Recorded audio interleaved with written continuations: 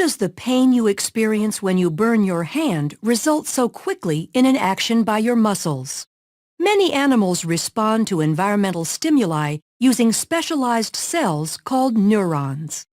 A stimulus is detected by sensory receptors, and the body responds through motor effectors. These cells working together allow you to respond very quickly to threats. When you touch something hot, heat receptors of a sensory neuron detect the stimuli and send the information of heat to an interneuron in your central nervous system. From there, a motor neuron sends a response from your central nervous system to the skeletal muscles in your arm, causing them to contract and pull your hand away. The fundamental process of neural transmission that underlies this action occurs in all neurons of the body. Neurons transmit this information through changes in the electrical potential of the membrane by the movement of ions across the membrane. An electrochemical gradient governs the movement of these ions, resulting in an electrical impulse.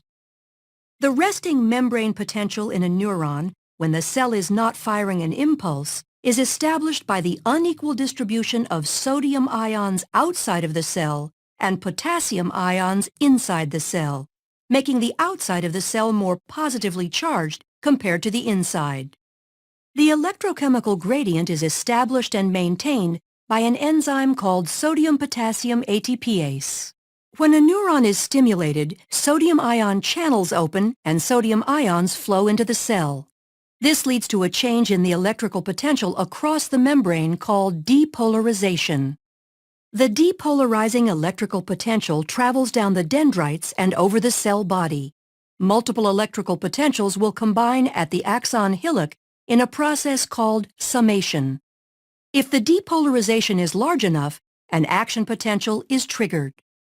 Action potentials are all or none electrical impulses that maintain their amplitude and strength down the length of the axon. The action potential travels down the axon when the depolarization of an area of membrane causes adjacent voltage-gated sodium ion channels to open. The influx of sodium ions results in membrane depolarization along the membrane. After a short delay, potassium ion channels open and potassium ions flow out, repolarizing the membrane. For the neuron to fire again, the resting membrane potential needs to be re-established. Sodium-potassium ATPase is used to move sodium and potassium ions against their concentration gradients, re-establishing the resting membrane potential. As the action potential moves down the axon, ions are diffusing only a short distance, allowing the signal to move quickly. At the axon terminal, the electrical impulse passes to another cell at a cellular connection called a synapse.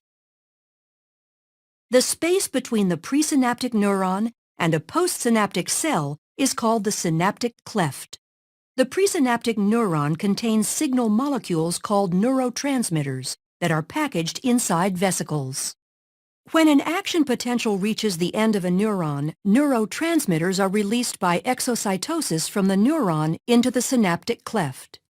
Neurotransmitters bind to the adjacent cell at receptor sites attached to ion channels.